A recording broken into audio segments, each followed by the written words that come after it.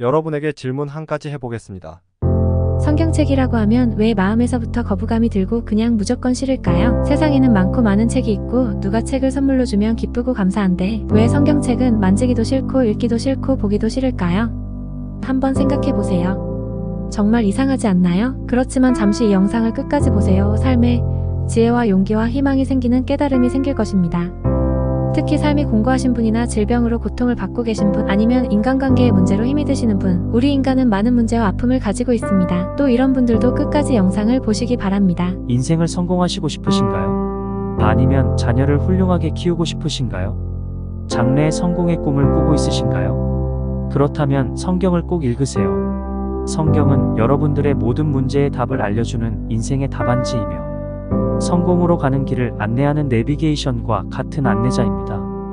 어둠에서 빛을 밝혀주는 성경책을 꼭 읽어야 하는 책입니다. 성경은 기독교 신앙의 기반을 이루는 중요한 문헌으로 구약과 신약 두 부분으로 구성되어 있습니다. 구약은 고대 성경으로 주로 유대인들의 종교적인 역사와 그들이 따랐던 율법, 그리고 예언에 대한 다양한 내용을 포함하고 있습니다. 반면에 신약은 예수 그리스도의 생애와 그의 가르침, 그리고 초기 기독교 교회의 역사를 중심으로 구성되어 있습니다. 이를 통해 성경은 신앙에 대한 깊은 이해와 윤리적인 가치에 대한 지침을 제공합니다. 성경을 꾸준히 읽는 것은 여러 가지 이점을 제공합니다.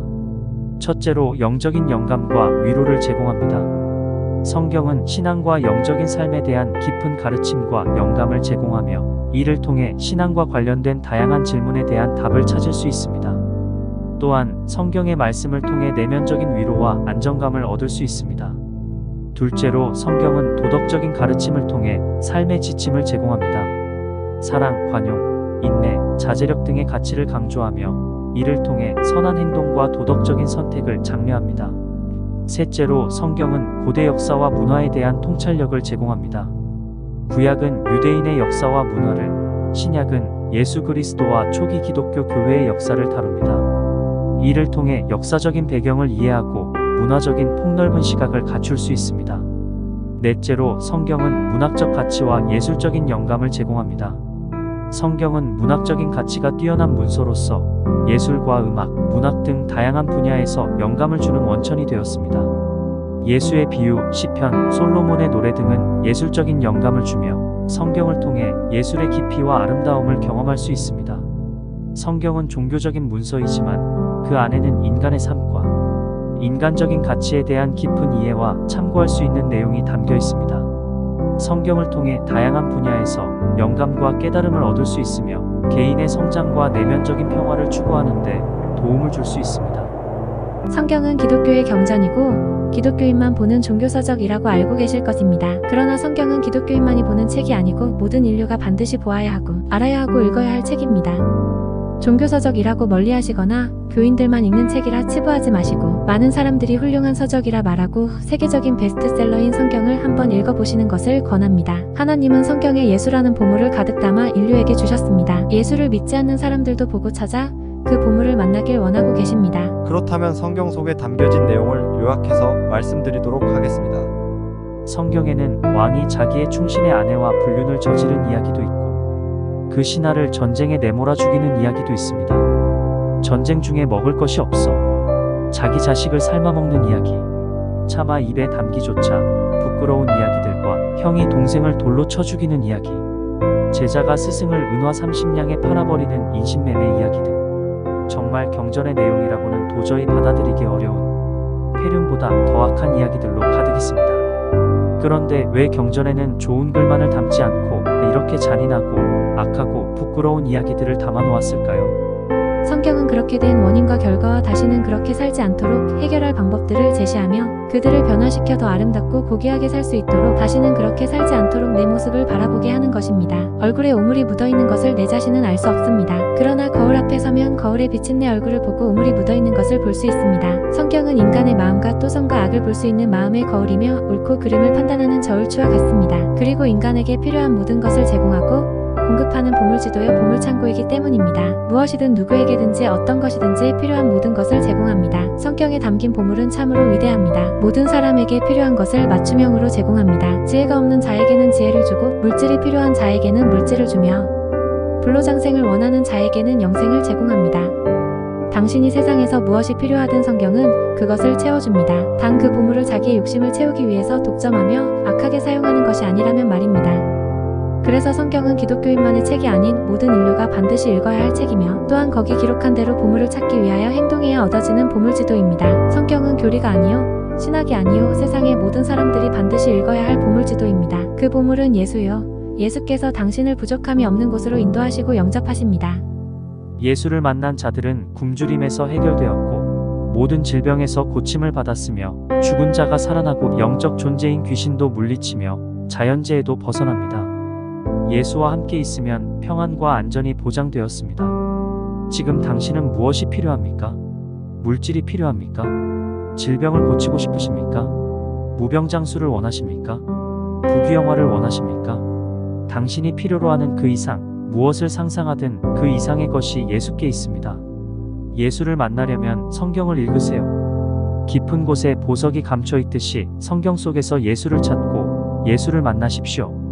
예수만이 당신의 모든 문제를 해결할 수 있는 유일한 방법입니다. 세계적으로 유명한 사람들이 성경을 이렇게 말하고 있습니다. 미국 대통령 존 애덤스는 성경은 세계에서 가장 훌륭한 책이다. 거기에는 온 세계의 도서관보다도 더 많은 내용이 담겨 있다. 패트릭 켈리는 성경책은 세상에서 출판된 모든 책보다 더 가치가 있는 책이다. 미국 대통령 조지 워싱턴은 성경 없이는 세계를 올바르게 다스릴 수 없다. 미국 대통령 토마스 제퍼슨은 성경은 세계의 사람들을 훌륭하게 만들 수 있다.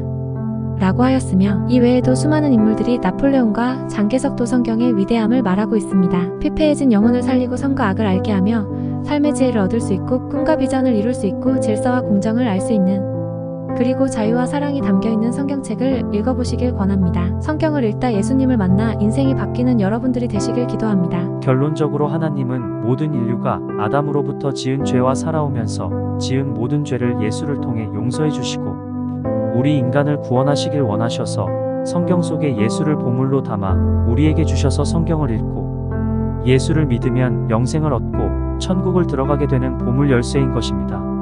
앞에서 말한 모든 것보다 지금 이 순간 말씀드리는 이야기가 더욱 값진 것이며 꼭 잊지 말아야 할 이야기입니다.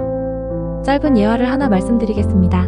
지금부터 꼭 들으셔야 하는 이야기는 핵심 중의 핵심이며 진리의 내용이며 결론적인 말씀입니다. 어느 꼬마아이가 철길에서 놀고 있는데 그곳에는 홍수로 철로가 끊어져 있었어요. 철길이 끊어진 줄 모르는 기관사는 계속 빠른 속도로 달리고 있어요. 철길에서 놀던 아이가 저 멀리서 기차가 오는 것을 보며 어린아이지만 기차를 세우지 못한다면 기차에 타고 있던 많은 사람이 죽을 것이라고 생각한 아이는 기차를 세우려고 하지만 아무것도 모르는 기관사는 휘파람을 불며 여유롭게 달리고 있었어요.